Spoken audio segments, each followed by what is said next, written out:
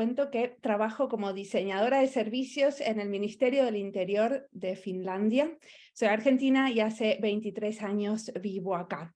Para los que no me conocen, aparte, en mi tiempo libre hago el podcast Diseño y Diáspora, que es un podcast sobre diseño social donde el diseño cívico es muy importante y muchos de los que van a venir hoy están entrevistados.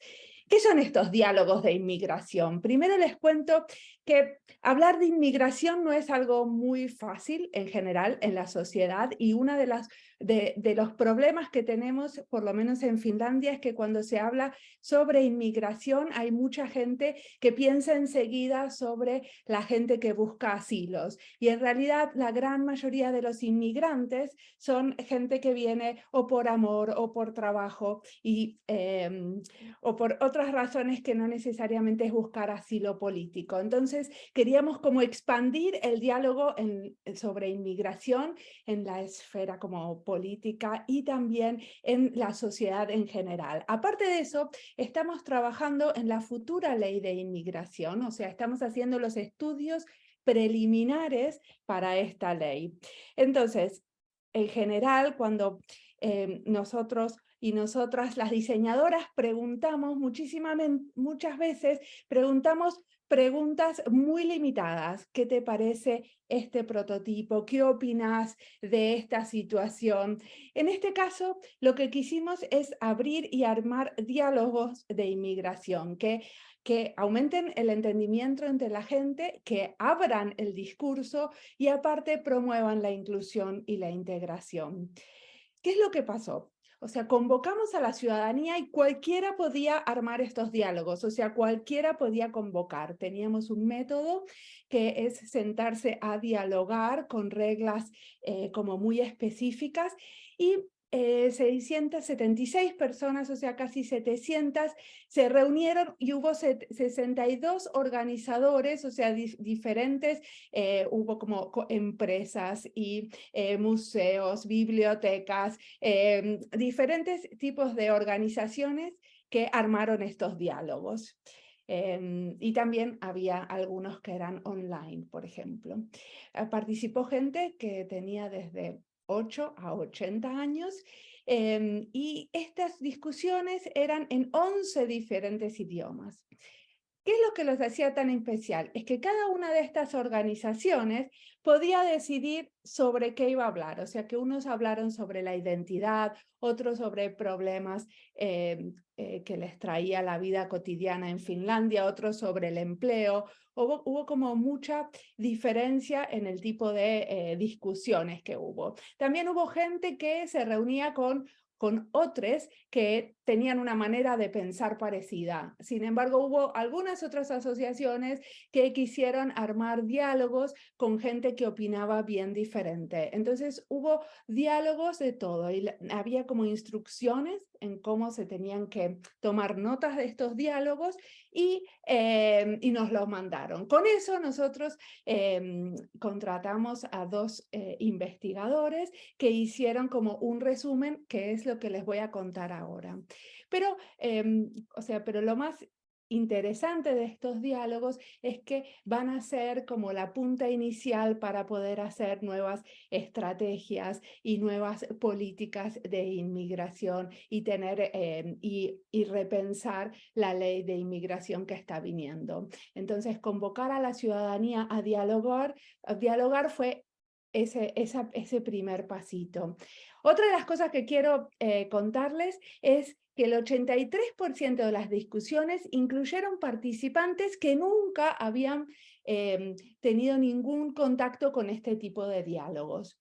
Este tipo de diálogos se habían hecho en Finlandia antes, por ejemplo, hubo diálogos sobre naturaleza, y también hubo otros diálogos sobre los tiempos excepcionales de pandemia. Pero esto fue la primera vez que desde un ministerio lanzamos diálogos nacionales, con la idea de que justamente queremos cambiar la manera que tenemos de discutir inmigración. Y el 90% de los que participaron creen que tenemos que seguir discutiendo sobre el tema. Entonces, acá les cuento un poco de la carne de lo que pasó. Primero era el tema de llegar a Finlandia.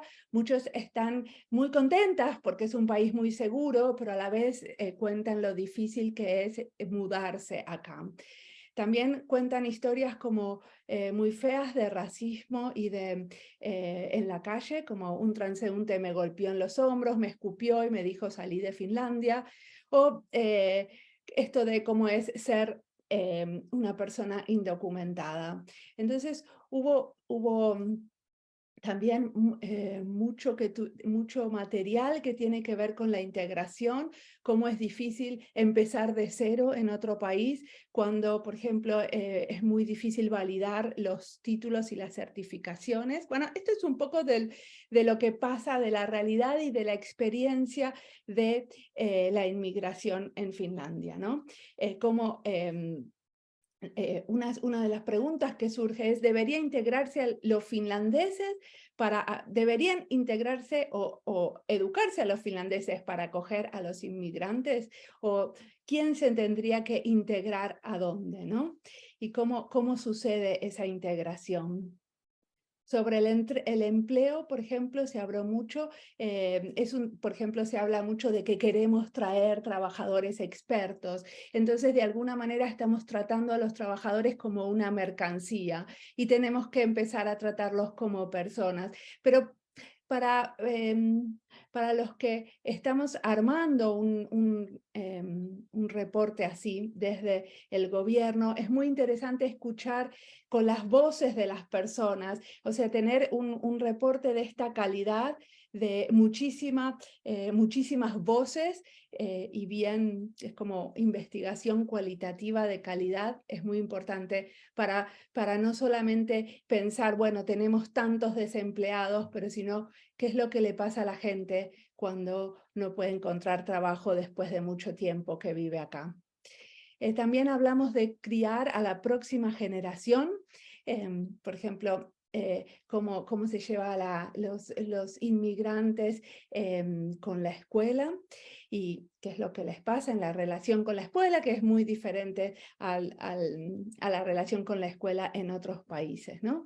Y había también, o sea, en estos diálogos no participaron solamente inmigrantes, sino que participó muchísima población finlandesa, ¿no? Justamente la idea es que sean encuentros entre diferentes grupos que no se conocían. Muchos decían que la única vez que tenían contacto con un inmigrante era cuando alguien les traía un paquete de comida y que si no, en la vida cotidiana no tenían contacto. Estas discusiones de inmigración las queremos seguir porque creemos que son muy difíciles y creemos en que la comprensión y las soluciones surgen de estos encuentros. Entonces fue interesante aportarlos.